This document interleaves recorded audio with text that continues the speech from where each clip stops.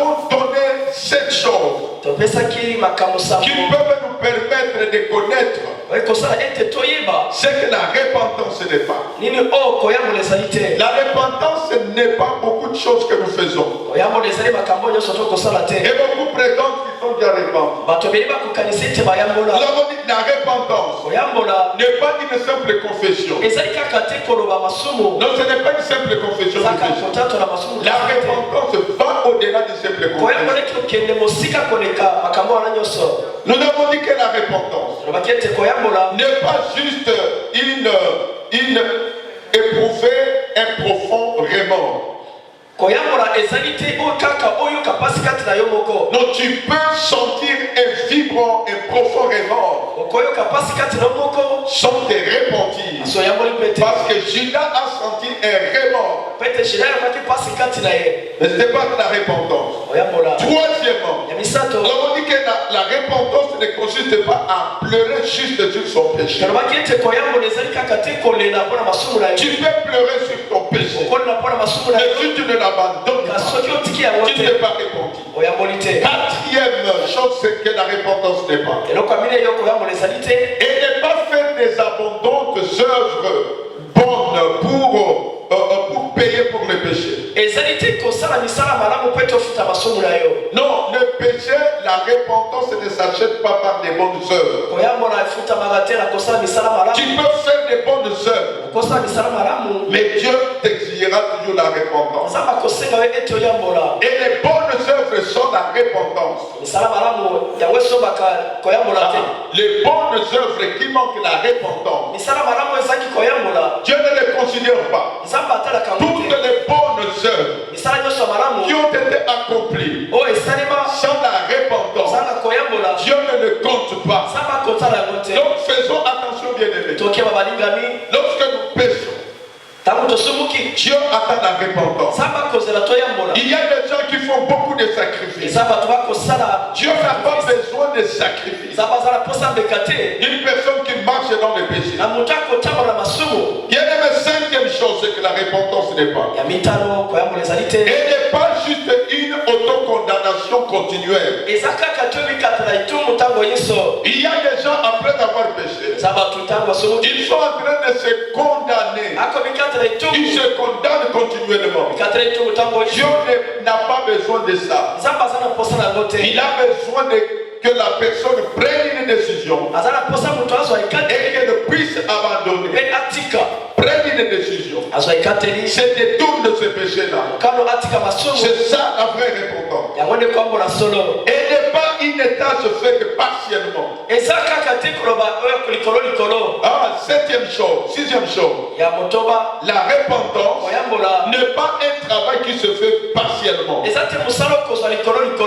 veut dire que tu ne peux pas dire que tu fais une partie, tu laisses une partie. La partie non travaillée, les péchés non confessés, annule la confession de tous les autres péchés. Et donc c'est comme si tu n'étais jamais répondu.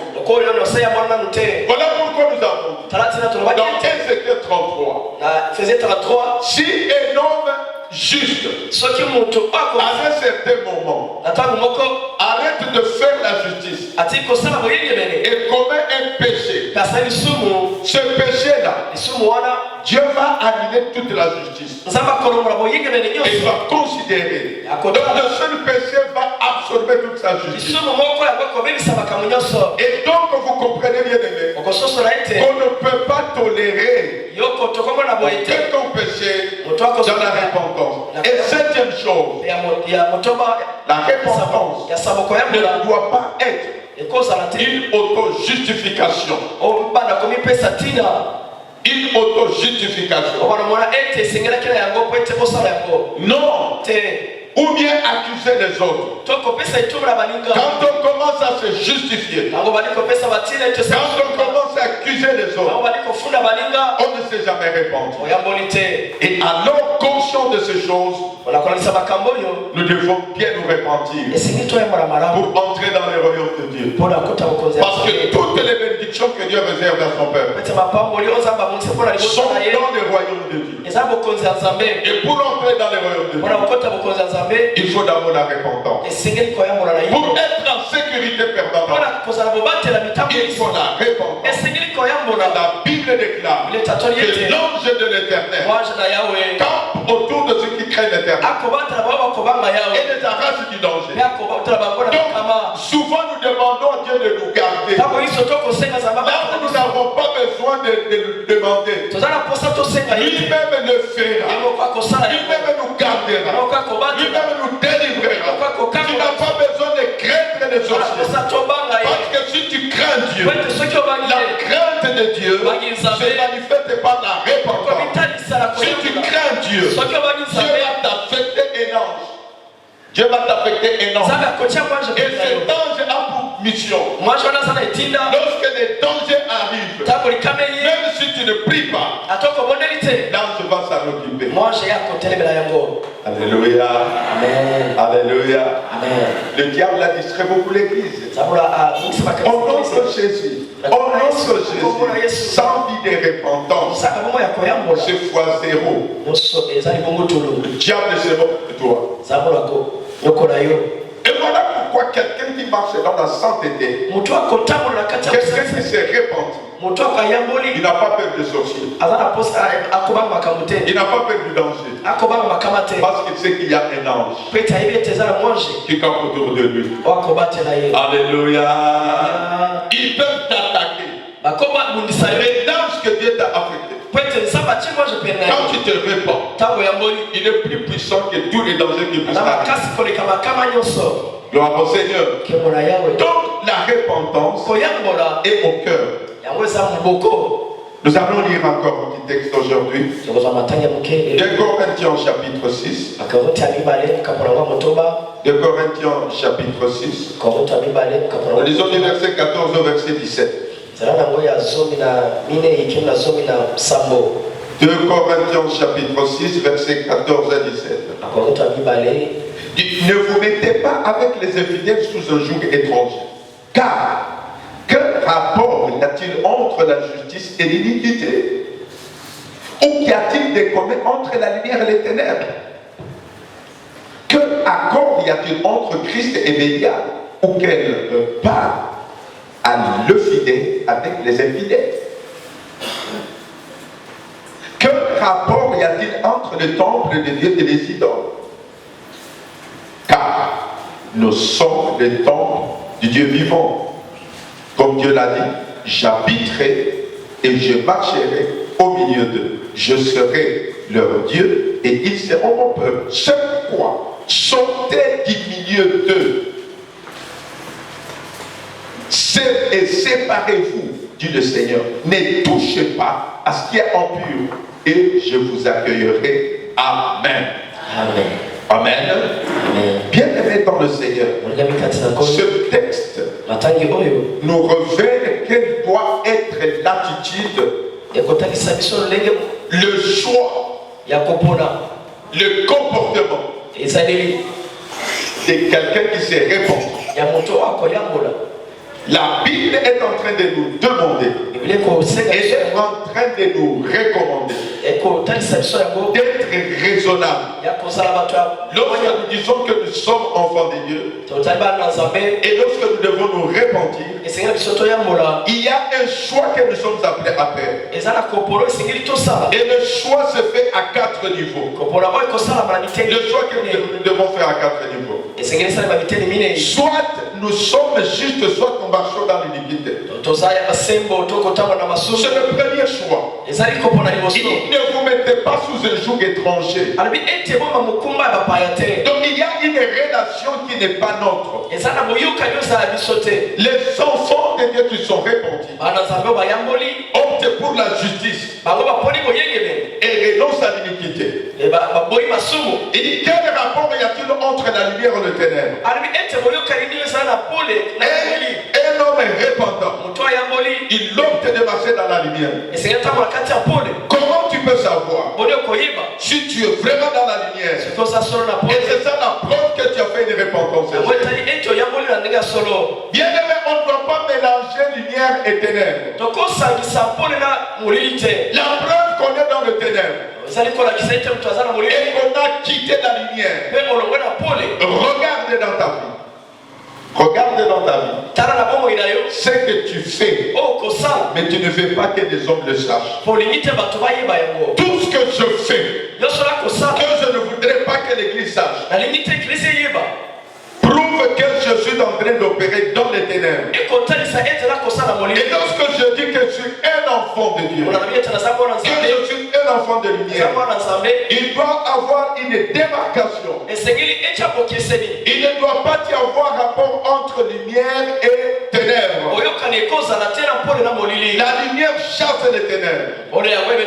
Si tu t'es repenti, et si tu veux te repentir, tu dois quitter ces choses que tu fais dans les ténèbres.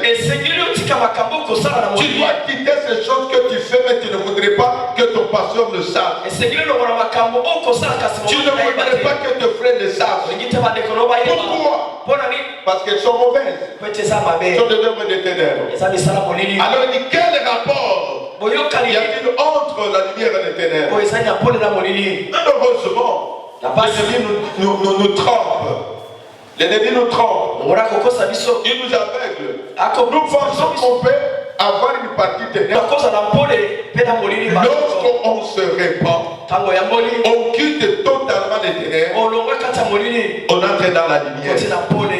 Dedans, dehors, ça doit être la même chose.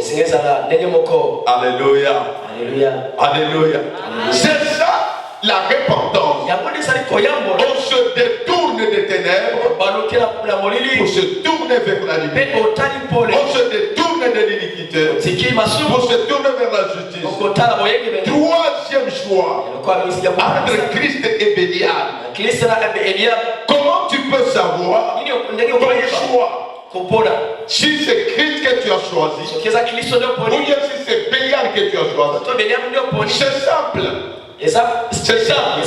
Tu n'as qu'à voir tes œuvres. Glorifie-t-elle Dieu? Glorifie-t elle Christ? Ou bien glorifie le diable? Tout ce que tu fais qui glorifie le diable, sache que tu as fait un choix. Or, il ne doit pas y avoir de rapport entre Christ et Bélial. En d'autres termes, parce que la repentance, c'est détourner du diable, du monde, pour se tourner vers Dieu. En ce moment-là, tu dois être interpellé. Tu dois savoir que tu es en train de te vendre. Et tu dois faire le choix entre Christ et Bélial. Si tes œuvres glorifient Christ, ça va énerver Bélial. Bélial, c'est le diable. Mais si tes œuvres glorifient le diable, Christ sera attristé. Tu appartiens à celui que tu glorifies par tes œuvres. La Bible est claire. Un fils honore son père. Si tu honores Dieu, tu es un véritable fils. C'est la repentance. Mais si tes œuvres n'honorent pas Dieu, sache que toute œuvre qui n'honore pas Dieu honore le diable. Alors on n'est pas enfant de Dieu parce qu'on se proclame enfant de Dieu. On n'est pas serviteur de Dieu parce qu'on se proclame serviteur de Dieu. Mes œuvres sont soit au service de Dieu, soit au service du diable. Faisons attention. Faisons attention. Mon service honore soit le diable, soit Dieu. Et donc de la repentance. La Bible nous dit qu'il ne doit pas y avoir de rapport entre Christ et Bélial. Il dit quel rapport y a-t-il? Quatrième choix à faire entre le temple de Dieu et les idoles. Entre le temple de Dieu. Dans le temple de Dieu, c'est Dieu qui est honoré. C'est Dieu qui est adoré. Dans le temple de Bélial, c'est le diable qui est honoré. Et comme nous l'avons dit, adorer, c'est servir. Dans le temple de Dieu,